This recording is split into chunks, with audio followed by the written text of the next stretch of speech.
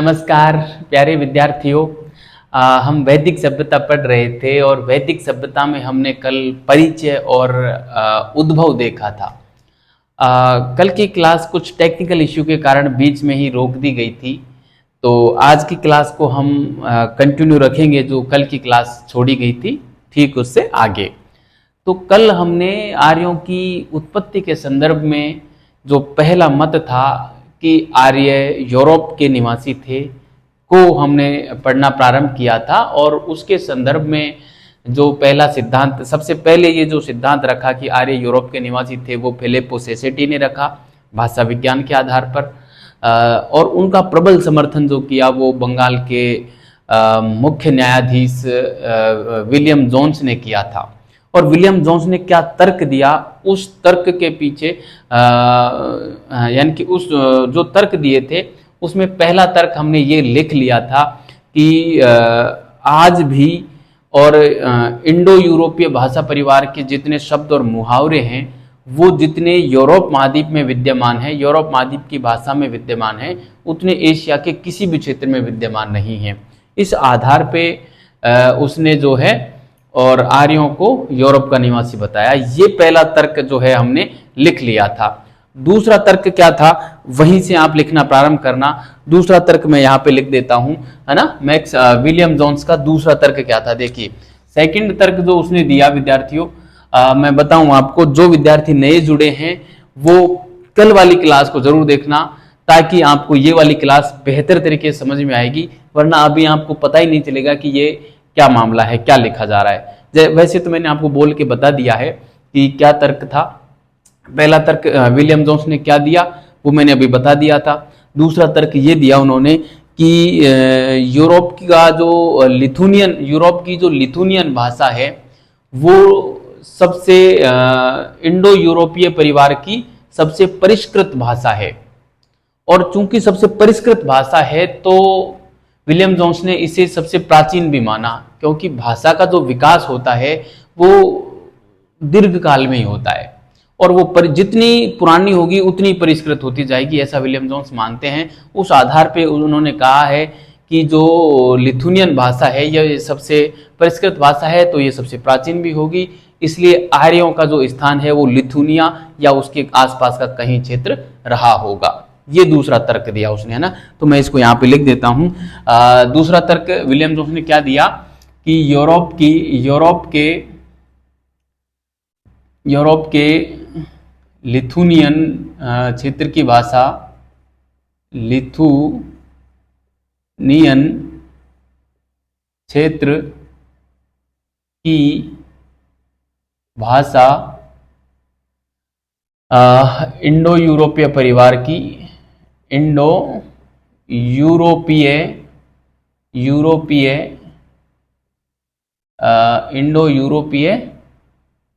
परिवार की, इंडो यूरोपीय परिवार की सर्वाधिक परिष्कृत भाषा है। अब देखो, सर्वाधिक परिष्कृत है तो यह सर्वाधिक प्राचीन होगी, क्योंकि समय के साथ ही भाषा में निखार आता है ना। तो इसलिए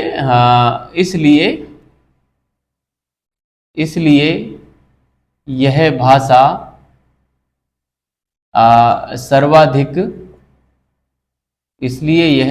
सर्वाधिक प्राचीन होगी, है ना। अब ये सर्वाधिक प्राचीन होगी, इसलिए चूंकि ये आर्यों की भाषा है, तो इसलिए इन्होंने ऐसे आर्यों का जो स्थान है वो लिथुनिया क्षेत्र माना, लिथुनिया या इसके आसपास का क्षेत्र माना, ना। इस आधार पर हम लिख सकते हैं, इस आधार पर विलियम जोन्स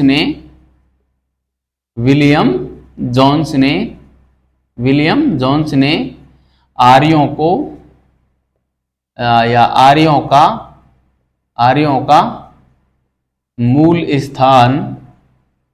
का मूल स्थान लिथुनिया या इसके आसपास माना, या इसके आसपास माना, है ना, लिथुनिया या इसके आसपास माना। तो ये तर्क था किसका, मतलब आर्यों को यूरोप महाद्वीप के बताए जाने का, है ना। अब देखो यूरोप महाद्वीप का तो बता दिया, विलियम जोन्स ने बताया और फिलिपो सेसेस्टी ने सबसे पहले यह मत दिया। अब यूरोप में भी, क्योंकि यूरोप तो बहुत बड़ा है, बहुत सारे देश हैं, यूरोप में भी किस स्थान के थे, इस मत को लेकर भी यूरोप वासी ही एक मत नहीं है, और वो सब अपने अपने अलग अलग मत देते हैं, है ना। जैसे मैं आपको बोल के बताऊं, जो प्रोफेसर पी गाइल्स हैं, उन्होंने अपनी पुस्तक कैम्ब्रिज हिस्ट्री ऑफ इंडिया लिखी, और उसमें यह बताया कि ये जो आर्य जो थे वो डैन्यूब, हंगरी की जो डैन्यूब नदी घाटी क्षेत्र है वहाँ के ये निवासी थे, जिसका इसने आधार जो बताया वो वनस्पति व जीव जंतु के आधार पर बताया था, है ना। तो देखिए क्या क्या मत इसमें मिलते हैं हमको। यूरोप में भी किस देश के थे इसमें विद्वान। अब देखो यूरोप में कहाँ से थे, देखो मैं इसको थोड़ा सा इस प्रकार से लिखना चाहूंगा, यूरोप में भी, यूरोप में कहाँ के, यूरोप में कहाँ के निवासी थे, निवासी थे कौन, आर्य की बात है, तो मैं यहां लिख सकता हूं आर्य यूरोप में कहाँ के निवासी थे। तो इस संदर्भ में जो पहला मत हम लिखें, इस संदर्भ में पहला मत जो हम लिखें विद्यार्थियों, वो पहला मत यहाँ पे लिख सकते हैं कि हंगरी की डैन्यूब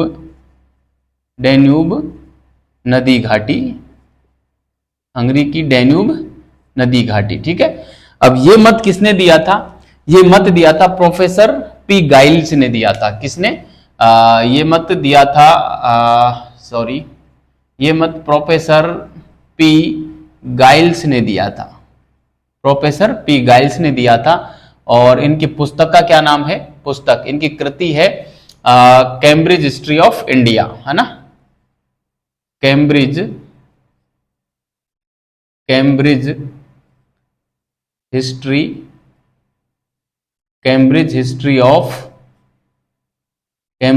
ऑफ इंडिया, ठीक है। कैम्ब्रिज हिस्ट्री ऑफ इंडिया इन्होंने एक पुस्तक लिखी, कैम्ब्रिज हिस्ट्री ऑफ इंडिया इन्होंने एक पुस्तक लिखी, और इस पुस्तक में प्रोफेसर पी गाइल्स ने यह कहा कि आर्य जो थे वो हंगरी की डैन्यूब नदी घाटी के थे, और अपना जो मत दिया उसका आधार क्या बनाया इन्होंने, देखो आधार हम लिखे यहाँ पे कि इस मत के पीछे आधार क्या था, आधार किसको बनाया, तो इन्होंने आधार बनाया वनस्पति व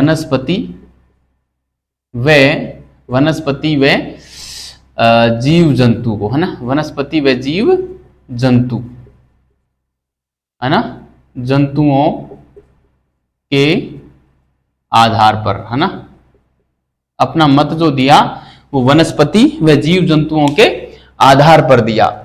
और इसने क्या आधार बताया, इन्होंने ये कहा कि आर्यों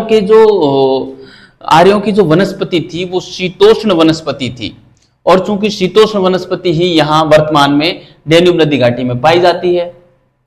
इसके अलावा इसने कहा कि आर्यों का जो प्रमुख खाद्यान्न था वो गेहूं व जौ था, है ना, आर्यों का प्रमुख खाद्यान्न क्या था, गेहूं व जौ था, और चूंकि वर्तमान में गेहूं व जौ डैन्यूब नदी घाटी क्षेत्र में पैदा होता है। इसके अलावा इसने ये कहा कि आर्य जो थे उन्हें हाथी, गधे और खच्चर का ज्ञान नहीं था। इसके अलावा इन्होंने ये कहा कि आर्यों को पक्षियों में बतख व गिद्ध का ज्ञान नहीं था, जो कि यहां पर नहीं पाए जाते। और यहां पे कौन से जानवर पाए जाते हैं, जिसमें गाय, बैल, घोड़ा का नाम इसने विशेष रूप से बताया है। और चूंकि गाय, बैल, घोड़ा ही आर्यों के प्रमुख पशु थे, तो इस आधार पे और पी गाइस ने कहा कि आर्यों का मूल स्थान जो है डेन्यूब नदी घाटी क्षेत्र रहा होगा। ठीक है, तो इसने अपने मत के पक्ष में क्या तर्क दिए, पक्ष में तर्क क्या दिए, पक्ष में तर्क ये दिए कि आर्यों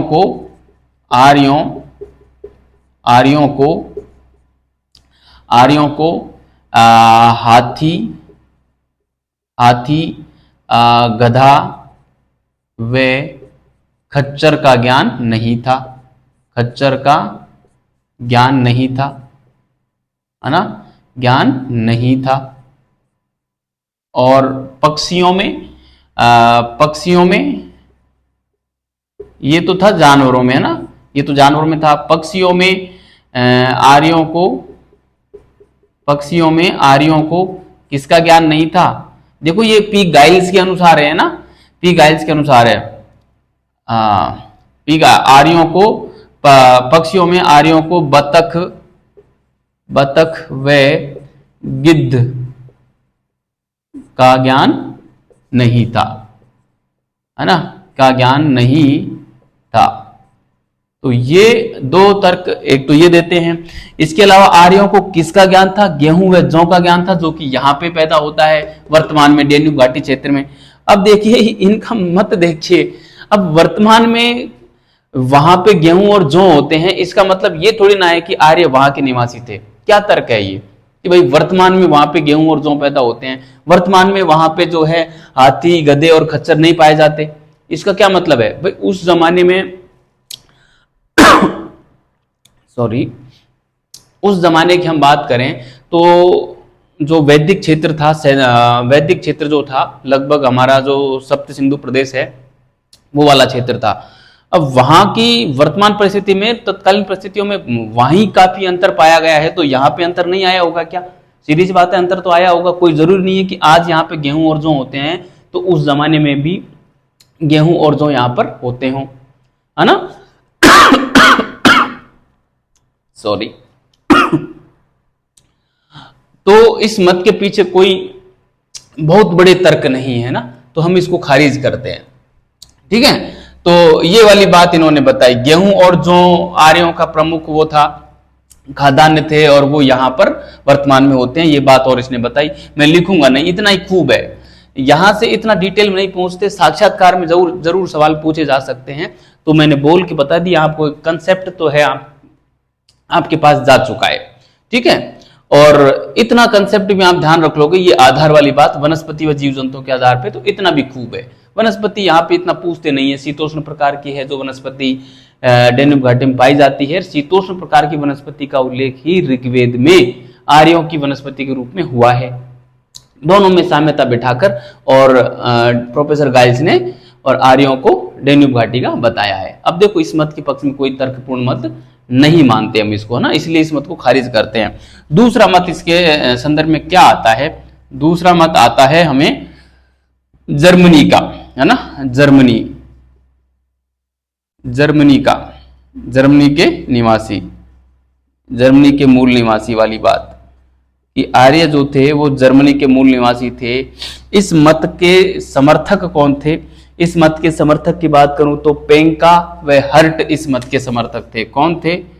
पेंका व हर्ट इस मत के समर्थक थे। पेंका व हर्ट जो थे वो इस मत के समर्थक थे, है ना। पेंका व हर्ट इस मत के समर्थक थे, और इन्होंने आधार क्या बनाया विद्यार्थियों? आधार जो बनाया वो आधार बनाया था, पेंका व हर्ट ने जो आधार बनाया था वो शारीरिक संरचना को आधार बनाया था। शारीरिक संरचना के आधार पर, है ना, किसके आधार पर? शारीरिक संरचना के आधार पर, शारीरिक संरचना के आधार पर। ठीक है, शारीरिक संरचना के आधार पर। अब पेंका ने क्या कहा? पेंका और हर्ट ने ये कहा कि जो आर्य थे उनके बाल भूरे हुआ करते थे, आर्यों के बाल भूरे हुआ करते थे, और चूंकि जर्मनी के लोगों के बाल भी और भूरे हुआ करते थे। अब देखिए केवल बाल भूरे होने के कारण और ये लोग कह रहे हैं कि आर्य जर्मनी के मूल निवासी थे। जर्मनी में भी स्कैंडिनेविया क्षेत्र के निवासी बताते हैं, है ना, स्कैंडिनेविया क्षेत्र के निवासी बताते हैं जर्मनी में भी, है ना। अब देखिए इस मत के पीछे कोई तर्क नहीं है, केवल बाल सफेद होने के कारण हम आर्यों को जर्मनी प्रदेश का निवासी कैसे मान लें, जबकि जो पतंजलि हैं वो खुद कहते हैं कि जो ब्राह्मण थे उनकी मुख्य विशेषता ये थी कि बालों का सफेद होना, तो वो ये तो हमारे यहाँ की विशेषता थी। तो कोई इसके पीछे कोई यानी कि तर्कपूर्ण मजबूत पक्ष नहीं है इनका कि हम ऐसा मान लें कि केवल एक शारीरिक संरचना यानी बाल सफेद होने के कारण आर्यों को जर्मनी का मान लिया जाए, कोई बहुत बड़ी बात नहीं है। तो तीसरा मत हम यहाँ पे ये दे सकते हैं क्या, ये यूरोप के विद्वान देते हैं दक्षिणी रूस वाला बात, है ना, दक्षिणी रूस वाला सिद्धांत, दक्षिणी रूस की बात, दक्षिणी रूस के निवासी, है ना, के मूल निवासी। अब दक्षिणी रूस के मूल निवासी का जो सिद्धांत देते हैं विद्यार्थियों, वो देते हैं हमारे एक तो देते हैं हमारे नेहरिंग देते हैं, नेहरिंग देते हैं, नेहरिंग के साथ में हमारे गार्डन चाइल्ड भी हैं, गार्डन चाइल्ड साहब हैं, गार्डन चाइल्ड हैं, नेहरिंग है, गार्डन चाइल्ड है। इसके अलावा और भी कई लोग हैं, इसमें मायर्स है ना, मायर्स है और एक पोकार्नो है, पोकोर्नो है ना। तो नेहरिंग हो गए, गार्डन चाइल्ड हो गए, मायर्स हो गए, पोकोर्नो हो गए, है ना। इतने सारे लोग थे। इन्होंने क्या कहा कि आर्य जो थे वो दक्षिणी रूस के निवासी थे और इन्होंने आधार किसको बनाया, मृद भांडों को बनाया, मृद भांड और कुछ वनस्पति को भी इन्होंने आधार बनाया था, ना। तो इनका आधार क्या था, आधार की मैं बात करूं, आधार, तो आधार इन लोगों ने बनाया था मृद भांड व वनस्पति के आधार पर, है ना। कुछ वनस्पति की भी इन लोगों ने बात की, जीव जंतुओं की बात की थी, मृद भांड व वनस्पति के आधार पर, है ना, आधार पर। अब देखिए केवल मृद भांडों के कारण और हम पूरी की पूरी सभ्यता को और वहां का निवासी मान लेना कोई तर्कपूर्ण बात नहीं है। हम इन तीनों सिद्धांतों को इसलिए खारिज करते हैं कि अपर्याप्त तर्क हैं और अप्रमाणिक तर्क हैं, इस आधार पर हम इनको खारिज करते हैं केवल एक विशेषता के आधार पर, और हम पूरी की पूरी सभ्यता को या वहां के निवासी नहीं मान सकते। ऐसा कहकर आप हैं जो आगे बढ़ सकते हैं। साक्षात्कार में यहाँ से सवाल काफी अच्छे सवाल पूछे जाते हैं, तो आप इन्हें अच्छे से तैयार करके रखना, ठीक है। एक बेसिक अंडरस्टैंडिंग आपकी डेवलप हो जाएगी ये जो आधार है इनके बात पर, है ना। और इनको खारिज करने का एक ही सबसे बड़ा प्रमाण ये है कि ये जो तर्क हैं वो तथ्यपूर्ण नहीं है, कल्पनाओं पे ज्यादा आधारित हैं और इनमें जो है वस्तुनिष्ठता का अभाव है। इस आधार पर हम इनको मान नहीं सकते, केवल एक विशेषता के आधार पर पूरी सभ्यता को वहां के निवासी नहीं मान सकते। ऐसा कहकर हम तीनों मतों को, ये जो तीनों मत हैं इनका खंडन कर सकते हैं, ठीक है। तो आप इसका स्क्रीनशॉट लें या इसको उतार लें। मैं आगे बढ़ता हूं, उसके लिए मुझे इसको मिटाना होगा और हम अगले सिद्धांत पे आते हैं कि आर्य जो थे वो मध्य एशिया के निवासी थे। काफी अच्छा ये मत है और इसके बारे में क्या क्या बातें हैं वो हम लिखेंगे। आप इसे उतारें, मैं इसको मिटाता हूं, ठीक है। तो ये था विद्यार्थियों यूरोप के मूल निवासी होने का आर्यों का सिद्धांत। अब आर्यों को मध्य एशिया का मूल निवासी बताया जाता है, उसके पीछे क्या क्या तर्क दिए जाते हैं, कौन कौन तर्क देते हैं, ये वाली बात हम लिखेंगे। तो आप दूसरे नंबर पे हेडिंग डाल दें आर्यों की उत्पत्ति का मध्य एशिया का सिद्धांत, सीधा ही डाल दें मध्य एशिया का सिद्धांत, है ना। ये हमारा दूसरा सिद्धांत होगा और क्या होगा, मध्य एशिया का सिद्धांत, मध्य एशिया का सिद्धांत, है ना, मध्य एशिया का सिद्धांत।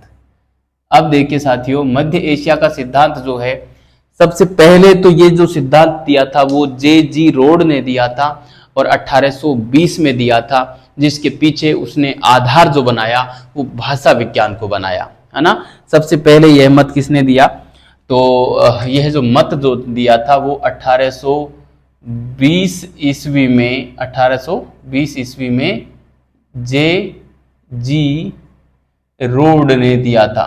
जे जी रोड ने दिया, है ना, जे जी रोड ने दिया। आधार क्या बनाया इन्होंने?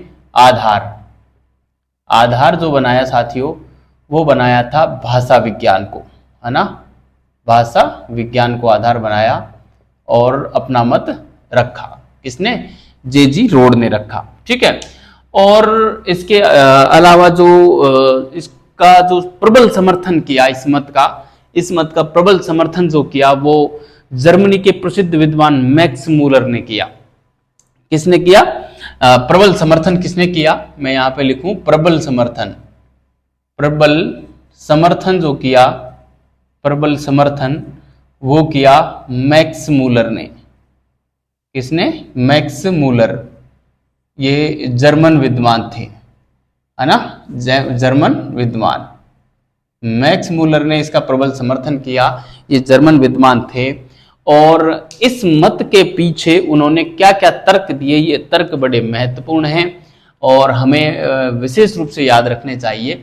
मैक्स मूलर ने 2-3 सिद्धांत दिए। देखिए, मैक्स मूलर ने पहली बात तो ये कही कि जो हमारा ऋग्वेद है और जो ईरानियों का जिंद अवेस्ता ग्रंथ है, इन दोनों ग्रंथों में साम्यता है और दोनों ग्रंथों में साम्यता का होना यह दर्शाता है कि कहीं न कहीं भारत व ईरान के निवासी काफी समय तक एक साथ रहे थे, एक ही जगह पर रहे थे और वह जगह थी ईरान। वह जगह कौन सी थी? ईरान थी। लेकिन कालांतर में इन दोनों के मध्य में भौगोलिक और राजनीतिक कारणों को लेकर संघर्ष हुआ और ये 3 जत्थों में बट गए। 3 जत्थों में बट गए तो उनमें से एक जत्था यूरोप की ओर चला गया, एक जत्था भारत की ओर आ गया और एक जत्था ईरान में ही बस गया। इस प्रकार से मैक्स मूलर जो हैं अपनी बात को रखते हैं, यानी कि ऋग्वेद और जिंद अवस्था में साम्यता के आधार पर ये कहते हैं कि आर्य जो थे मध्य एशिया के निवासी थे। एक बात तो ये देते हैं। दूसरा मत ये भी कहते हैं भाषा विज्ञान के आधार पर, जैसा कि भाषा विज्ञान क्या ये प्रोफेसर गाइल्स का जो है, प्रोफेसर गाइल्स के मत का समर्थन करते हुए और कुछ भौगोलिक जो विशेषता थी वनस्पति के आधार पर जो है आर्यों को और मध्य एशिया का मानते हैं, है ना, गाइल्स महोदय का समर्थन करते हुए एक तर्क ये भी देते हैं। इसके अलावा हम यहाँ पे एक तर्क ये भी दे सकते हैं कि जो बोगज कोई का जो अभिलेख है, बोगज कोई का अभिलेख जो 1400 ईसा पूर्व का है, उसमें 4 देवताओं के नाम मिलते हैं, इंद्र, मित्र, वरुण और नासत्य। अब इन देवताओं का नाम मिलने की वजह से ऐसा माना जाता है कि ये देवता मध्य एशिया के रहे होंगे, तभी मध्य एशिया से प्राप्त शिलालेख में इनका नाम मिलता है। और चूंकि ये चारों देवता आर्यों के देवता थे, इसलिए आर्य मध्य एशिया के निवासी थे। एक मत ये भी दिया जाता है। इसके अलावा एक मत ये भी दिया जाता है कि मिस्र का एल अमनी नामक एक स्थान है मिस्र में, वहां से कुछ मृदभांड इस प्रकार के मिले हैं जिन ठीक वैसे ही मृदभांडों का उपयोग आर्य करते थे। तो उस आधार पर, यानी कि आर्यों के समान मृदभांड मिस्र के एल अमनी नामक स्थान पर मिलने के कारण कुछ लोग ऐसा कहते हैं कि जो आर्य थे वो मिस्र के निवासी थे, और चूंकि मिस्र मध्य एशिया साइड में पड़ता है ना, तो ये तर्क इस मत के पक्ष में दिए जाते हैं। ठीक है, अब इनको हम खारिज कैसे करेंगे वो सारी बातें हम आगे पढ़ते हैं। पहले मैं इन तर्कों को यहाँ पे लिख देता हूं ताकि हम इसको स्थायित्व प्रदान कर सकें हमारे मस्तिष्क में, क्योंकि बार बार पढ़ेंगे तो चीजें याद हो जाएंगी, है ना। तो मैं यहाँ पे लिखना चाहूंगा मत के पक्ष में तर्क, है ना, मत के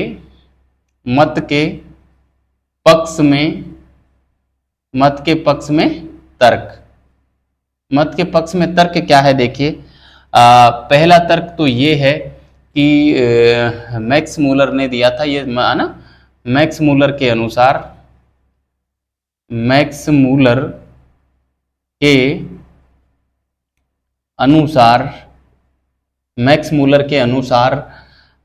ऋग्वेद ऋग्वेद व जेंद अवेस्ता, जेंद अवेस्ता में साम्यता का पाया जाना, साम्यता का पाया जाना। अब मैं पूरी बात नहीं लिखूंगा, मैंने आपको पहले ही बता दी, जो बोल के बताई वही बात एक बार फिर बता रहा हूं। मैं यहाँ पे इतना ही लिखूंगा। देखो, ऋग्वेद और जैन अवस्था में साम्यता का पाया जाना, पाए जाने के यह दर्शाता है मैक्स मुलर के अनुसार कि भारत और ईरान के निवासी एक साथ काफी लंबे समय तक वो रहे होंगे, और जिस स्थान पे वो रहे वो ईरान था, और भौगोलिक व राजनीतिक कारणों के चलते इन दोनों पक्षों के मध्य संघर्ष हुआ और ये लोग 3 जत्थों में बट गए।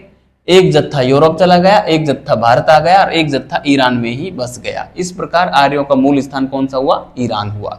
ठीक है, और ईरान आता है मध्य एशिया में। तो एक तर्क हो गया ये। ठीक है, दूसरा तर्क मैक्स मुलर ने जो है भाषा विज्ञान का सहारा लिया। ठीक है, भाषा विज्ञान का भी सहारा लिया, कुछ गाइल्स, प्रोफेसर गाइल्स का सहारा लेकर, गाइल्स का भी समर्थन करते हुए, और इन्होंने ये भी कहा कि जो आर्य थे मध्य एशिया के थे ना, वनस्पति के आधार पर भी इन्होंने ऐसा कहा। ठीक है, तो हम दूसरा तर्क इसके में रख सकते हैं। मैक्स मुलर ने दूसरा तर्क क्या दिया? भाषा विज्ञान की भी बात कही है ना, भाषा विज्ञान और वनस्पति की भी बात कही है ना, भाषा विज्ञान के आधार पर, भाषा विज्ञान के आधार पर, है ना, एक भाषा विज्ञान की बात की। ठीक है, तीसरा मत हम इसमें दे सकते हैं बोगज कोई का अभिलेख वाला, है ना, कि बोगज कोई अभिलेख, बोगज कोई अभिलेख कब का है? ये 1400 BC का है ना, बिफोर क्राइस्ट, 1400 BC। बोगज कोई अभिलेख में आर्यों के देवता का नाम आना, आर्यों के देवता, आर्यों के देवता कौन कौन? आर्यों के देवता जैसे एक तो है मित्र, इंद्र, वरुण और नासत्य, है ना। इन 4 देवताओं के नाम किस संदर्भ में आया है इसमें? कि जो मितन्नी राजा व हित्ती राजा के मध्य एक संधि हुई थी, और संधि के साक्षी के रूप में इन चारों देवताओं के नाम आया है ना। तो इन चारों बोगज कोई अभिलेख में आर्यों के देवता के नामों का उल्लेख होना, है ना।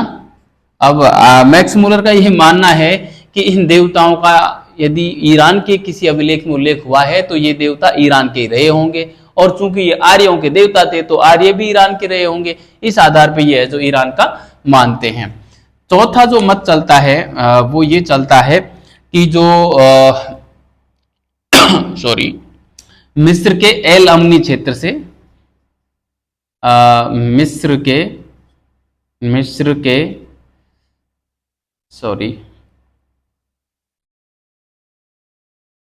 के एल अमनी, ये एक जगह का नाम है, एल अमनी क्षेत्र से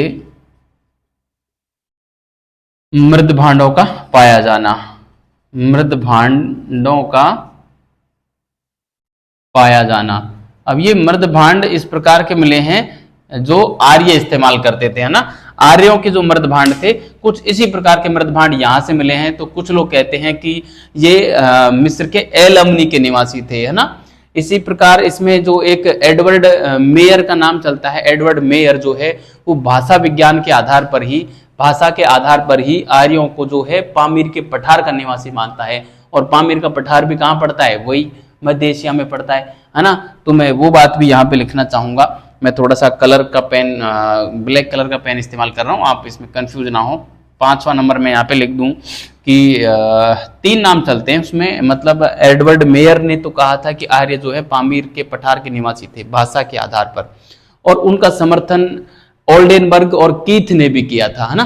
तो ओल्डेनबर्ग और कीथ, उन दोनों ने प्लस एडवर्ड मेयर ने, तीनों ने मिलकर ये कहा कि आर्यों का मूल स्थान पामीर का पठार था। किस आधार पे? भाषा के आधार पे। तो मैं यहाँ पे लिख देता हूँ सीधा, भाषा के आधार पर, भाषा के आधार पर, भाषा के आधार पर एडवर्ड मेयर,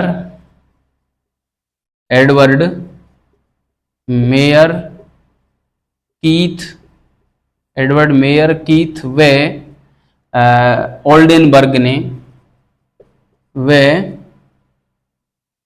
ओल्डेनबर्ग ने, ओल्डेनबर्ग ने आर्यों का मूल स्थान, आर्यों का मूल स्थान, आर्यों का मूल स्थान क्या बताया? पामीर का पठार माना, है ना, पामीर का पठार, पामीर का पठार माना, ठीक है, पामीर का पठार माना। तो एक तर्क हो गया ये, ठीक है, एडवर्ड मेयर कीथ व ओल्डेनबर्ग ने आर्यों का मूल स्थान पामीर का पठार माना, ठीक है। तो ये हो गया प्यारे साथियों, ये प्रमुख प्रमुख मत हो गए कुछ। अब ऋग्वेद व जिंद अवस्था में साम्यता की बात कर ली, भाषा विज्ञान की बात कर ली, भाषा के आधार पर इन्होंने बात की, भूगोल अभिलेख की बात की और मिस्र के एलमनी क्षेत्र से मृत भांडों के पाए जाने की बात की। लेकिन अब देखिए, ये आप इसको उतारें, अब इसका भी हम खंडन करते हैं। कुछ तथ्य ऐसे हैं जो इसका खंडन करते हैं, क्योंकि जैसे ऋग्वेद में हमें किसी भी मंत्र में जो है मध्य एशिया का होना नहीं मिलता, आर्यों का। यदि ऋग्वेद में ऐसा मिलता तो हम मानते कि आर्य मध्य एशिया के थे, है ना, इस आधार पर इसका खंडन कर सकते हैं। दूसरी चीज, ऋग्वेद में ऐसा भी उल्लेख नहीं मिलता कि आर्य जो है किसी क्षेत्र से और यहाँ पे आए होंगे, है ना, तो इसलिए भी इसका खंडन हो जाता है। और इसमें भी कोई विशिष्ट बात नहीं है, कोई एक मजबूत तर्क नहीं है जो आर्यों को वहां का स्थायी रूप से बता सके। क्योंकि जैसे ये देवताओं का नाम मिलते हैं तो ये देवता यहाँ से हो सकता है कि साक्षिक रूप में कहीं दूसरे देश के देवता को बुलाया हो कि भाई आप आओ और हमारे बीच में संधि करवा दो। मध्यस्थ करने कोई और ही आता है, दो देशों के बीच में लड़ाई होती है तो तीसरा देश मध्यस्थता करके और उनमें समझौता करवा देता है। तो संभवतः ऐसा हुआ होगा, इसलिए ये वहां पे गए होंगे, है ना। और ऋग्वेद और जैन अवस्था में साम्यता की बात जो मिलती है, तो कोई जरूरी नहीं है कि वो ईरान से यहाँ पे आए हों, यहाँ से वहां भी गए होंगे, ऐसा भी संभव है ना। और भाषा की बात हम ऐसा नहीं कर सकते, क्योंकि भाषा जो है आर्यों की जो भाषा संस्कृत है वो मानी जाती है, और संस्कृत का सबसे व्यापक प्रभाव भारत में ही देखने को मिलता है, अन्य देश में नहीं मिलता। तो उस आधार पे भी हम भाषा के आधार पे भी आर्यों को जो है विदेशों का नहीं मान सकते। तो विभिन्न तर्कों के माध्यम से इनको काटा जा सकता है। तो आप काट लेना अपने हिसाब से, मैं तर्कों को यहाँ पे लिखूंगा नहीं, क्योंकि एग्जाम में हमारे वस्तुनिष्ठ एग्जाम में तो पूछेंगे नहीं, साक्षात्कार में पूछते हैं इस प्रकार, तो आप अपने स्तर पे इनका जवाब दे देना। कंसेप्ट क्या है मैंने आपको बता दिया, ठीक है, किस आधार पर इनको काटना है वो मैंने आपको बता दिया। तो इस प्रकार से जो है ये मत भी हमारा खंडन हो जाए, इस मत का भी खंडन हम कर देते हैं, ठीक है। अब हम आते हैं कि आर्य भारत के निवासी थे, इस पक्ष में हम क्या क्या मत रख सकते हैं और कौन कौन लोग हैं जो इस मत का समर्थन करते हैं कि आर्य भारत के मूल निवासी थे, ठीक है। तो मैं यहाँ पे हेडिंग डालता हूं तीसरे सिद्धांत के रूप में कि आर्य भारत के मूल निवासी थे, ठीक है। तीसरा सिद्धांत क्या है? तीसरा सिद्धांत है कि आर्य भारत के मूल निवासी थे, आर्य भारत के मूल निवासी थे, मूल निवासी थे। अब इसके पक्ष में तर्क क्या है? पक्ष में तर्क हम क्या दे सकते हैं? पक्ष में तर्क, पक्ष में तर्क, इसके जो समर्थक हैं वो सभी इंडियन विद्वान हैं, भारतीय विद्वान हैं। और कौन कौन विद्वान हैं, किस भारत में भी किस क्षेत्र का बताते हैं वो हम आगे करेंगे। पहले हम तर्क देख लेते हैं कि आखिर वो कौन कौन से तर्क हैं जो आर्यों को भारत का मूल निवासी बताते हैं।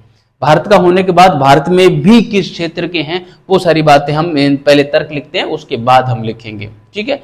तो देखो, आर्य भारत के मूल निवासी थे, इसके पक्ष में जो हम पहला तर्क लिखें वो ये लिखेंगे कि ऋग्वेद में जो जिस भौगोलिक क्षेत्र का उल्लेख सर्वाधिक हुआ है वो हमारे सप्त सैंधव क्षेत्र का ही उल्लेख हुआ है ना, ठीक है। तो हम सबसे पहला तर्क हम ये लिखेंगे, पहला कि ऋग्वेद में उल्लेखित भौगोलिक क्षेत्र, ऋग्वेद में उल्लेखित भौगोलिक क्षेत्र की अधिकांश विशेषताएं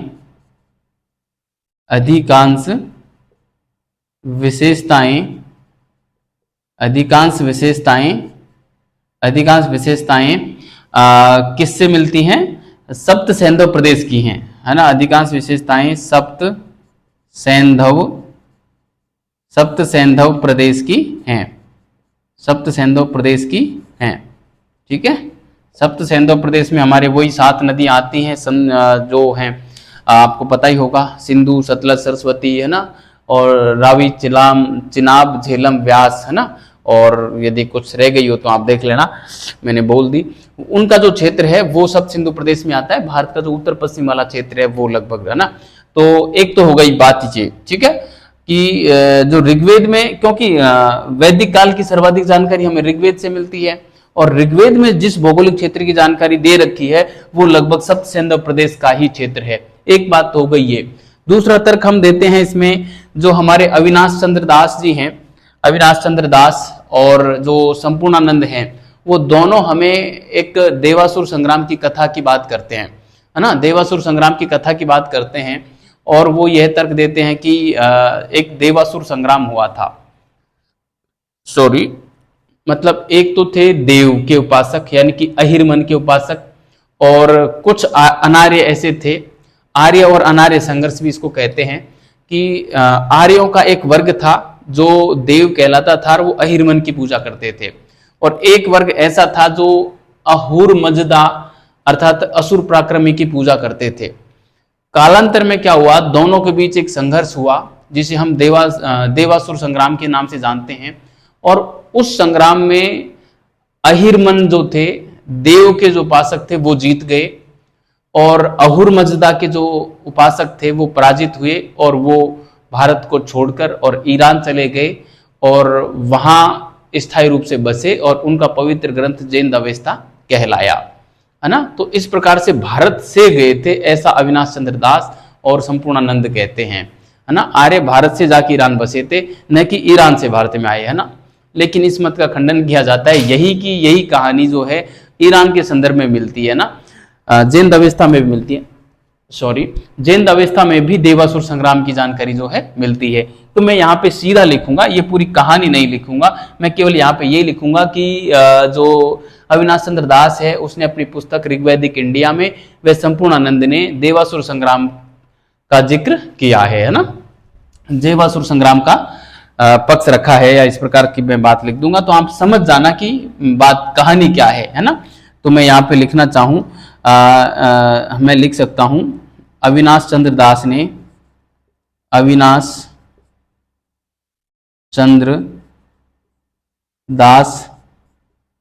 ने अपनी पुस्तक ऋग्वैदिक इंडिया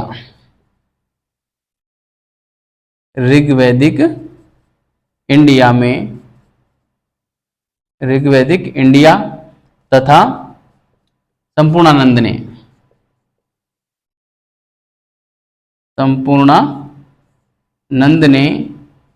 देवासुर संग्राम की बात की, देवासुर संग्राम की बात की है, ठीक है। देवासुर संग्राम की बात की इन लोगों ने, ठीक है। और देवासुर संग्राम में क्या हुआ ये मैंने कहानी आपको बता दी, पूरी यहाँ पे लिखने की आवश्यकता नहीं है, इतना पूछा नहीं जाता है ना। और आप कहें तो मैं वैसे एक शॉर्ट में लिख देता हूँ, देवासुर संग्राम जो हुआ यहाँ पे मैं लिख देता हूँ। देखिए किस प्रकार से देवासुर संग्राम हुआ था। 2 भागों में ये बटे हुए थे, जो आर्य लोग थे वो इस प्रकार से बटे हुए थे। देखो, एक तो थे अहुर मजदा के उपासक, इसको बोलते थे असुर पराक्रमी, है ना। एक तो इसके उपासक थे, ठीक है। और दूसरे जो उपासक थे, है ना, एक तो थे अहुर मजदा के उपासक, और दूसरा जो पक्ष था वो थे देव के उपासक, जिसको देव उपासक, है ना, देव के उपासक थे, जिसको अहिरमन बोलते थे। ये लोग क्या बोलते थे? अहिरमन बोलते थे, अहिरमन बोलते थे, अहिरमन बोलते थे। ठीक है, तो इन दोनों के मध्य जो है संघर्ष हुआ। इस प्रकार के दो जो शाखाएं थी ये भारत में रहती थी, है ना। आर्यों की शाखाएं थी एक प्रकार से। आर्यों क्या, ये तो आर्य थे, ये अनार्य थे, ऐसा माना जाता है। और इन दोनों के बीच में कालांतर में कुछ विभिन्न सामाजिक, आर्थिक, धार्मिक कारणों को लेकर संघर्ष हुआ और उस संघर्ष में ये लोग जीत गए, ये पराजित हुए। ये जो पराजित हुए ये ईरान जाके बसे और जिंद अवेस्ता इनका पवित्र ग्रंथ बन गया, है ना। इस प्रकार से मामला था। तो ये तो हुए पराजित, मैं यहाँ पे लिख दूं परास्त हुए, ये परास्त हुए और ये जीत गए, है ना, जीत गए। ये परास्त हुए और ईरान चले गए। कहाँ चले गए? ईरान चले गए और जिंद अवेस्ता इनका प्रमुख ग्रंथ बना। जिंद अवेस्ता, जिंद अवेस्ता, जिंद अवेस्ता इनका जो है प्रसिद्ध ग्रंथ बन गया। ठीक है, इस प्रकार की कहानी हमें जो है ये किस में मिलती है? ये ऋग्वैदिक इंडिया में अविनाश चंद्र दास और संपूर्णानंद भी यही बात को दोहराते हैं। लेकिन देवासुर संग्राम की बात हमें वैसे तो जिंद अवेस्ता ग्रंथ में भी मिलती है, इसके ठीक विपरीत कहानी मिलती है कि देवासुर संग्राम हुआ था और इसमें से जो ये देव जीत गए, लेकिन देव ईरान के निवासी थे। वहां पे इतना बताया गया है, जिंद अवेस्ता में क्या बताया गया है कि देव जो थे ईरान के निवासी थे और अहुर मजदा के जो समर्थक थे ये परास्त हुए और ये भागकर भारत में आ गए। ऐसा वहां पे उल्टा मिलता है ना। तो आप इसका खंडन भी कर सकते हैं और यहाँ पे ये लोग समर्थन करते हैं इसका, है ना। तो दो बातें हो गई आर्य भारत के मूल निवासी थे के पक्ष में। तीसरी बात हम क्या दे सकते हैं कि ऋग्वेद में और सप्त सैंधव प्रदेश को देव योनिकृत कहा गया है, अर्थात देवताओं के द्वारा बनाई गई भूमि कहा गया है। तो चूंकि किसी को भी अपनी मातृभूमि से इतना ही लगाव होता है कि वो देवताओं के द्वारा बनाई गई उसको मानते हैं, इसलिए भी ऐसा माना जाता है कि जो सप्त सैंधव प्रदेश था वो आर्यों का मूल स्थान था, है ना। तो तीसरा मत मैं यहाँ पे लिख सकता हूं, तीसरा मत मैं यहाँ पे लिख सकता हूं कि ऋग्वेद में सप्त सैंधव प्रदेश को, सप्त सैंधव प्रदेश को, ऋग्वेद में सप्त सैंधव प्रदेश को देवकृत योनि कहा गया है। क्या कहा गया है? मैं यहां पे लिखूं देवकृत योनि, देवकृत योनि कहा गया है ना। देवकृत योनि कहा गया है ना। और देवकृत योनि का मतलब होता है कि देवताओं के द्वारा बसाई गई भूमि, है ना। तो देवकृत योनि क्योंकि इतना मातृभूमि से किसी को इतना लगाव होता है ना, तभी वो अपनी भूमि को, अपनी मातृभूमि को वो जो ये कहता है कि ये देवताओं के द्वारा बसाई गई होगी। इसलिए भी ये लोग कहते हैं कि जो आर्य थे वो सप्त सैंधव प्रदेश के मूल निवासी थे। ठीक है, तो ये प्रमुख मत हो गए। इसके अलावा हम ये कह सकते हैं कि ऋग्वेद के एक भी मंत्र में ऐसा उल्लेख नहीं है कि आर्य कहीं बाहर से आए थे, है ना। तो हम ये भी कह सकते हैं, चौथा पॉइंट हम ये भी दे सकते हैं कि ऋग्वेद के किसी भी मंत्र में आर्यों के आने का उल्लेख नहीं मिलना, है ना। किसी भी मंत्र में आर्यों के बाहर से आने का उल्लेख नहीं होना, बाहर से आने का उल्लेख नहीं होना, नहीं होना। ठीक है, यदि आर्य भारत भारत के बाहर से आए होते तो वो अपने खुद के ग्रंथ ऋग्वेद में तो अपने आने का या अपने मूल स्थान का, अपने मूल प्रदेश का तो उल्लेख करते, कम से कम अपनी मातृभूमि का तो उल्लेख करते। तो वो उन्होंने नहीं किया, इसीलिए नहीं किया क्योंकि वो यही के मूल निवासी थे। क्योंकि सर्वाधिक उल्लेख भी जो ऋग्वेद में मिलता है वो सप्त सैंधव प्रदेश का मिलता है। तो इन आधारों पे हम कह सकते हैं कि जो आर्य थे वो भारत के मूल निवासी थे। ठीक है, तो इन बातों का आप विशेष रूप से ध्यान रखना। अब देखिए इस मत के जो प्रमुख समर्थक हुए हैं, इस मत के जो प्रमुख समर्थक हुए हैं उसमें हम जो नाम डाल सकते हैं प्रमुख समर्थक में, है ना। प्रमुख समर्थक कौन कौन हुए हैं? प्रमुख समर्थक की बात करें तो यहाँ पे सबसे पहले तो हम अविनाश चंद्र दास और इनका संपूर्णानंद का नाम लिख सकते हैं यहाँ पे, है ना। कौन कौन? अविनाश चंद्र दास, अविनाश चंद्र दास, संपूर्णानंद, संपूर्णानंद, ये दोनों का नाम हम दे सकते हैं। इसके अलावा कुछ नाम और भी हैं, जैसे मैं बात करूं यहाँ पे जैसे DS त्रिवेदी की बात करूं, इन्होंने तो आर्यों का जो मूल स्थान माना है, इन्होंने अविनाश चंद्र दास और संपूर्णानंद ने वो माना है सप्त सैंधव प्रदेश को। किसको माना है? मैं यहाँ पे लिख दूं, सप्त सैंधव प्रदेश को माना है ना। इन लोगों ने तो किसको माना है? सप्त सैंधव प्रदेश को माना है। भारत में भी सप्त सैंधव प्रदेश, है ना। आप ध्यान रखना, मतलब भारत तो बहुत बड़ा है, तो भारत में किस प्रदेश के, किस भारत में भी किस क्षेत्र के निवासी थे? तो अविनाश चंद्र दास और संपूर्णानंद तो आर्यों को सप्त सैंधव प्रदेश का निवासी मानते हैं। इसके अलावा इस मत के समर्थन करने वाले कौन हैं कि आर्य भारत के थे? उसमें जो दूसरा नाम हम ले सकते हैं वो ले सकते हैं साथियों, DS त्रिवेदी का नाम ले सकते हैं। DS त्रिवेदी, DS त्रिवेदी का नाम ले सकते हैं। और इनके अनुसार आर्य जो थे वो भारत में किस क्षेत्र के निवासी थे? तो DS त्रिवेदी ने जो स्थान माना है विद्यार्थियों, वो ये माना है वेदिका प्रदेश को माना है। वेदिका प्रदेश जो कि वर्तमान में पाकिस्तान के मुल्तान क्षेत्र में एक नदी बहती है, वेदिका नदी, उसके आसपास का क्षेत्र है और उस नदी के आधार पर इसका नाम वेदिका प्रदेश पड़ता है ना, वेदिका प्रदेश कहलाता है। तो DS त्रिवेदी ने कहाँ का माना इनको? DS त्रिवेदी ने इनको माना था वेदिका प्रदेश का, है ना, वेदिका प्रदेश, वेदिका प्रदेश का माना। वेदिका प्रदेश वर्तमान में वैसे ये मूल रूप से तो मुल्तान पाकिस्तान में पड़ता है, पाक में पड़ता है, कुछ हिस्सा भारत में भी आता होगा इस नदी का, उस आधार पे भारत हम इसमें डाल देते हैं। दूसरी बात हम इसमें करें, दूसरा जो एक है गंगानाथ झा साहब, इसको गंगानाथ झा भी इसका समर्थन करते हैं। कौन करते हैं? गंगानाथ झा, गंगानाथ झा, गंगानाथ झा साहब भी करते हैं। और वो जो इनका क्षेत्र मानते हैं वो मानते हैं गंगानाथ झा जो मानते हैं वो ब्रह्म ऋषि प्रदेश को मानते हैं ना। किसको मानते हैं? गंगानाथ झा ब्रह्म ऋषि प्रदेश को मानते हैं। तो मैं यहाँ पे लिख सकता हूं ब्रह्म ऋषि प्रदेश, ब्रह्म ऋषि प्रदेश, है ना। ब्रह्म ऋषि प्रदेश में जो हमारा क्षेत्र आता है वो सरस्वती व दृष्टवती नदी के बीच का क्षेत्र पड़ता है ना, सरस्वती व दृष्टवती के बीच का क्षेत्र पड़ता है, ठीक है। तो मैं यहाँ पे लिख भी सकता हूँ सरस्वती दृष्टवती क्षेत्र, है ना, सरस्वती दृष्टवती क्षेत्र,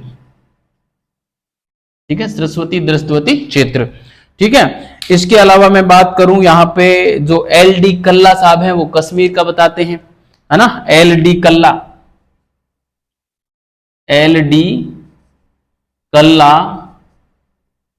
LD कल्ला कहाँ का बताते हैं? कश्मीर का बताते हैं कि जो आर्यों का मूल स्थान था वो कश्मीर था। LD कल्ला साहब कश्मीर का बताते हैं।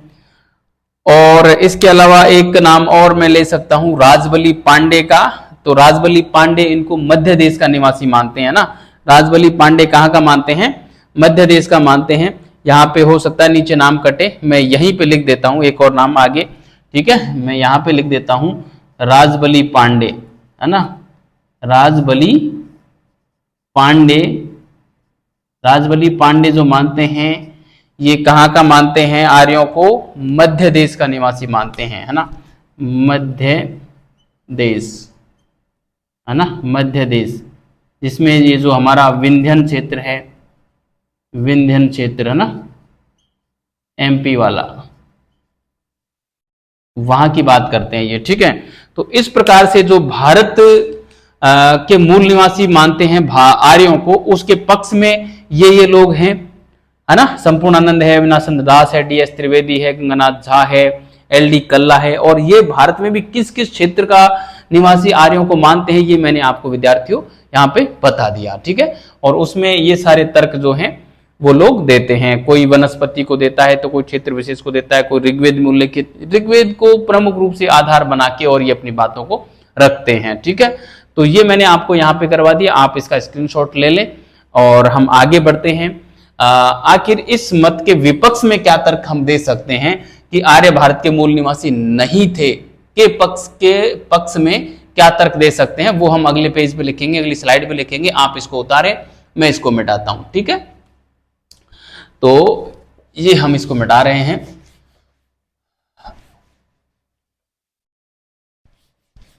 तो प्यारे साथियों, आपको समझ में तो आ रहा होगा, ऐसा मेरा मानना है, क्योंकि जिस प्रकार से मैं चल रहा हूं, बड़े ही आसान तरीके से, बड़े ही साधारण भाषा में और आप तक ये जो कंटेंट मैं उपलब्ध करवा रहा हूं, तो ये मैं आशा कर रहा हूं कि आपको अच्छे से और ये चीजें समझ में आ रही होंगी। ठीक है, तो अब देखिए, मैं विपक्ष में मत रख रहा हूं कि आर्य भारत के नहीं थे के या आर्य भारत के थे के विपक्ष में तर्क, है ना। मैं यहां पे लिखूं आर्य भारत के थे के विपक्ष में तर्क, है ना। आर्य भारत के थे के विपक्ष में या इसके विरुद्ध हम क्या तर्क दे सकते हैं, तो इसमें हम पहला तर्क ये दे सकते हैं कि आर्य भारत के होते तो ये संपूर्ण भारत का आर्यकरण सबसे पहले करते, ईरान और यूरोप का बाद में। चूंकि दक्षिण भारत का आर्यकरण ईरान और यूरोप के आर्यकरण के बाद हुआ था, इसलिए एक तर्क ये दिया जाता है। और इसके विपक्ष में जो तर्क रखते हैं ना, वो सभी पाश्चात्य इतिहासकार रखते हैं, पाश्चात्य विद्वान रखते हैं ना। कौन है ये सारे? पाश्चात्य विद्वान है ये, है ना। पाश्चात्य विद्वान ही इस मत को रखते हैं। ठीक है, क्या कहते हैं ये? यदि आर्य भारत के होते तो संपूर्ण भारत का आर्यकरण पहले करते, है ना।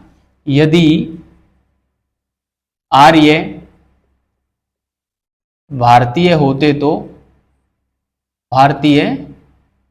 यदि आर्य भारतीय होते तो संपूर्ण भारत का आर्यीकरण करते, संपूर्ण भारत का आर्यीकरण पहले करते, है ना, पहले करते, क्योंकि दक्षिण भारत का आर्यीकरण जो है बाद में हुआ था। एक बात तो हो गई ये। दूसरा तर्क ये देते हैं कि यदि आर्य भारत के होते तो चूंकि संस्कृत आर्यों की भाषा थी और संपूर्ण दक्षिणापथ जो था वो संस्कृत भाषा से अप्रभावित था, और जब आर्य भारत के होते तो दक्षिण भारत में भी संस्कृत का प्रभाव होता, है ना। तो एक तर्क ये भी देते हैं। दूसरा तर्क क्या दिया जाता है कि दक्षिणापथ का संस्कृत भाषा से अप्रभावित होना, संस्कृत भाषा से, दक्षिणापथ का संस्कृत भाषा से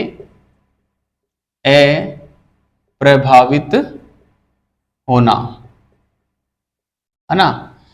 दक्षिण भारत का संस्कृत भाषा से अप्रभावित होना, एक मत ये दिया जाता है ना, एक मत ये दिया जाता है। इसके अलावा तीसरा मत जो हम दे सकते हैं वो ये दे सकते हैं कि इतिहास स्वयं गवाह है इस बात का कि भारत से कोई भी जनजाति या कोई भी जाति बाहर नहीं गई, जबकि विभिन्न जातियां और विभिन्न समय में भारत में आई जरूर है ना। इसलिए कोई भी आर्य जो थे वो भारत से बाहर नहीं गए, और ईरान में और मध्य एशिया में जो आर्य हमें मिले हैं वो इस बात का प्रमाण है कि वो वहीं के मूल निवासी थे, वो भारत से नहीं गए, क्योंकि भारत से जाने का कभी कोई प्रमाण नहीं मिलता, है ना। आने का जरूर मिलता है, तो संभव है कि वो ईरान या मध्य एशिया के मूल निवासी थे और वहां से भारत में आए थे, यहां से जब न कि यहां से गए। ठीक है, तो हम यहाँ पे लिख सकते हैं तीसरा जो मत है वो ये है कि इतिहास गवाह है कि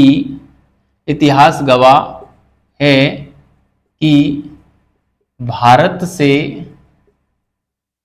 कभी कोई जाति बाहर नहीं गई,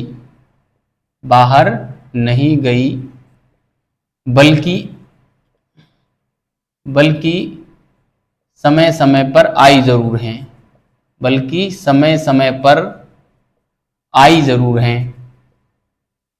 समय समय पर आई जरूर हैं, है ना। यानी कि विभिन्न जातियां जो हैं भारत से बाहर कभी नहीं गई बल्कि भारत में आई हैं, इसलिए आर्य भारत में बाहर से आए थे, न कि भारत से बाहर ईरान और मध्य एशिया, यूरोप वगैरह में गए। ठीक है, तो इन 3 प्रमाणों के आधार पर हम कह सकते हैं कि आर्य जो थे वो भारत के मूल निवासी नहीं थे। ठीक है, इस मत के साथ हम इसको काट सकते हैं। तो प्यारे साथियों, ये थे हमारे प्रमुख 3 मत। इसके अलावा अन्य मत की हम बात करें, चौथा जो मत है वो अन्य मत में हमने लिया था कि कुछ लोग कहते हैं कि आर्य जो थे वो उत्तरी ध्रुव के निवासी थे, कुछ लोग कहते हैं कि आर्य जो हैं तिब्बत के निवासी थे, है ना। तो वो जो छोटे छोटे मत हैं उनको भी हम यहाँ पे देख लेते हैं। और आप अब साक्षात्कार में यदि आपसे पूछा जाए तो आप जो हैं आर्यों को भारत के निवासी बता सकते हैं, और उसके मत में आपका पक्ष जो है मजबूत होना चाहिए, है ना, और इनको आपको काटने की क्षमता होनी चाहिए। ठीक है, या फिर आप मध्य एशिया वाली बात कह सकते हैं जो कि सर्वमान्य मानी जाती है कि आर्य जो थे वो मध्य एशिया के मूल निवासी थे, उस बात को सर्वमान्य मानी जाती है। लेकिन यदि हम भारतीय होकर और हम यदि आर्यों को विदेशी बताएंगे तो एक थोड़ी सी नैतिकता का पतन उसमें नजर आता है।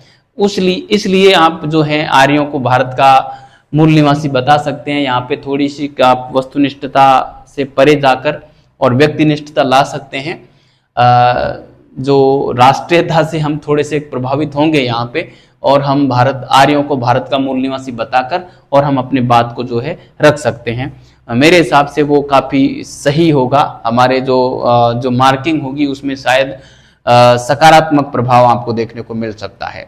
लेकिन यदि हम आर्यों को मध्य एशिया का बताएं तो देखो, बात तो सही है कि वो मध्य एशिया के थे। अधिकांश विद्वान इसी मत के पक्ष में ज़्यादा हैं और कहीं वो ज़्यादा प्रमाणिक भी लगता है। लेकिन चूंकि हम भारत के हैं और वो सभ्यता भारत में पनपी थी, वैदिक सभ्यता, और यहाँ तक कि राधा कुमुद मुखर्जी तो ये कहते हैं कि जो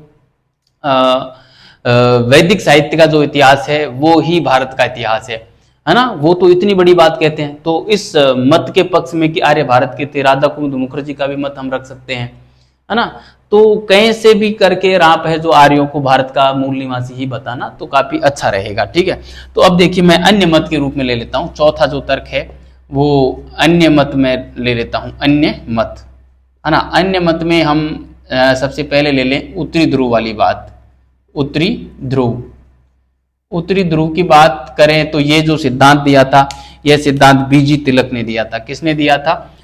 यह सिद्धांत बीजी तिलक ने दिया था, अपनी पुस्तक Arctic home of the Vedas में दिया था। किसने दिया था? बीजी यानी बाल गंगाधर तिलक ने दिया था। बाल गंगाधर तिलक ने दिया, और पुस्तक थी Arctic home of the Vedas. Arctic home of the Vedas इस पुस्तक में दिया था, है ना। Arctic home of the Vedas पुस्तक में दिया था। उत्तरी ध्रुव का निवासी बताया बीजी तिलक ने आर्यों को। आधार क्या रखा, तर्क क्या दिए इसने? देखो तर्क कौन कौन से दिए। तर्क की मैं यदि बात करूं तो इन्होंने 2-3 तर्क दिए थे। एक तो दिया था कि ऋग्वेद में जो दीर्घ उषाकालीन रात की बात की गई है उसके आधार पे, क्योंकि उत्तरी ध्रुव में ही 6 महीने की रात और 6 महीने का दिन होता है ना। तो उस आधार पे इन्होंने कहा कि ऋग्वेद में उल्लेखित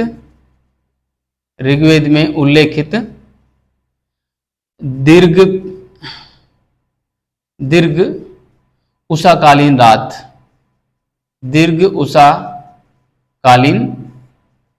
रात के कारण, है ना। एक पक्ष तो ये रखा इन्होंने कि ऋग्वेद में जो दीर्घ उषाकालीन रात की बात की गई है वो संभवतः उत्तरी ध्रुव की बात है। दूसरे तर्क में यहाँ पे ब्लैक पेन का इस्तेमाल करना चाहूंगा। एक तर्क तो हो गया ये। दूसरा तर्क इन्होंने इसमें दिया कि जो महाभारत का सुमेरु पर्वत है उस पे 6 महीने का दिन और 6 महीने की रात होती थी, है ना। तो महाभारत में उल्लेखित सुमेरु पर्वत, उल्लेखित सुमेरु पर्वत पर 6 माह के क्या होते थे, 6 माह के दिन और 6 माह की रात होती थी के आधार पर, है ना, 6 माह के दिन व 6 माह की रात होती थी, इसके आधार की बात की। इसके अलावा ऋग्वेद में बार बार उत्तरी ध्रुव का उल्लेख होना, यह भी इन्होंने एक तर्क रखा। तीसरा तर्क क्या रखा कि ऋग्वेद में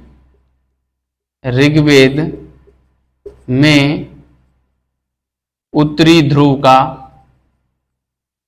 ध्रुव का बार बार उल्लेख होना, है ना, उत्तरी ध्रुव का बार बार उल्लेख होना। अब देखिए क्या कहते हैं बीजी तिलक साहब, ये कहते हैं कि उत्तरी ध्रुव में जो है आर्यों का मूल स्थान था उत्तरी ध्रुव, और वहां पे एक बार क्या हुआ कि जबरदस्त तुषारपात हुआ, बर्फ की बारिश हुई, और उस बर्फ की बारिश से त्रस्त होकर और आर्यों ने वहां से पलायन कर लिया, और मध्य एशिया, ईरान से मध्य एशिया होते हुए ये लोग कुछ तो ईरान में बस गए, कुछ मध्य एशिया में, कुछ भारत में बस गए, कुछ यूरोप चले गए, है ना।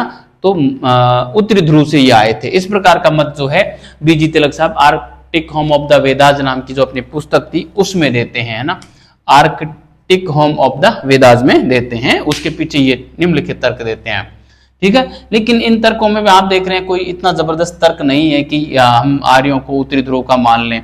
इसके अलावा जैसे हम एक दूसरा सिद्धांत जो है वो मिलता है, तिब्बत वाला मिलता है ना, कि आर्य तिब्बत के थे। ये मत हमें कौन देता है, सॉरी, ये मत जो हमें देते हैं वो हमारे दयानंद सरस्वती साहब देते हैं, है ना। कौन देते हैं, स्वामी दयानंद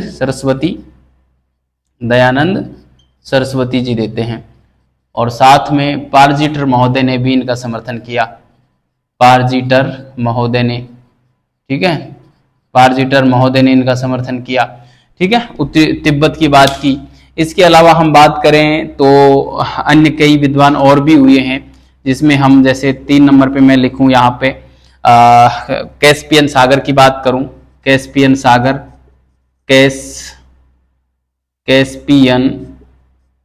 कैस्पियन सागर का निवासी भी बताया था, कैस्पियन सागर का निवासी बताया था सेयस ने। किसने बताया, सेयस ने बताया, सेयस या सेयस, है ना, सेयस या सेयस ने आर्यों का जो मूल स्थान बताया वो कैस्पियन सागर बताया।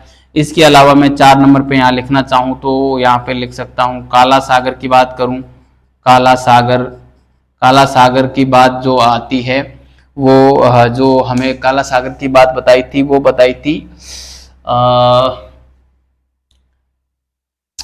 निकल गया माइंड से, काला सागर की बताई थी एक ने, खैर चलो। और इसके अलावा मैं बात करूं तो किर्गिस्तान की बात बताई एक ने, एक विद्वान हुए थे किर्गिस्तान की बात बताने वाले हुए थे, हर्षफुल और मोल्टजे, है ना।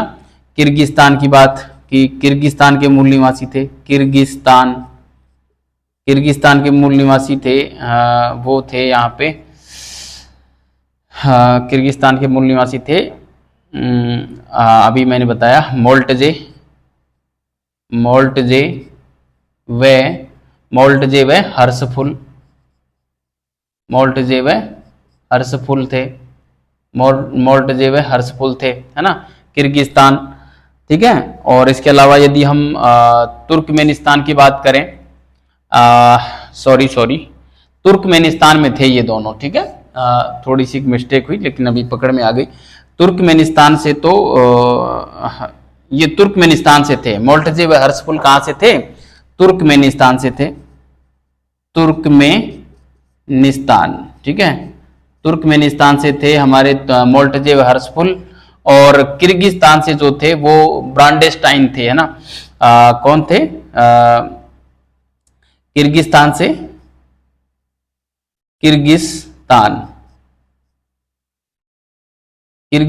जो थे वो हमारे थे ब्रांडस्टाइन, है ना, ब्रांडस्टाइन थे, ठीक है, ब्रांडस्टाइन थे। काला सागर से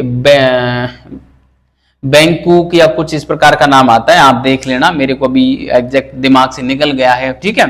तो आप अपने स्तर पे देख लेना इसको।